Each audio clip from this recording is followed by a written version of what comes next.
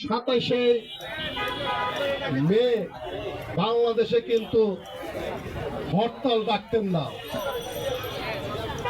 উনি 25 তারিখ গ্রেপ্তার হয়েছে, তার সময় কিন্তু তারই নেতা, তার সাথে তখনকার নেতা তাজউদ্দিন, তার মেয়ে যে বই লিখেছে সেখানে লেখা আছে যে 27 তারিখ বাংলাদেশের স্বাধীনতা নাকি উনি কি হরতাল ডিক্লেয়ার করেছিলেন।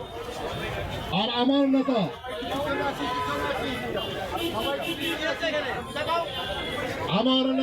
শহীদ রাষ্ট্রপতি জিয়াউর রহমান কিন্তু রাজনীতিবিদ ছিলেন না, তিনি ছিলেন সামরিক অফিসার।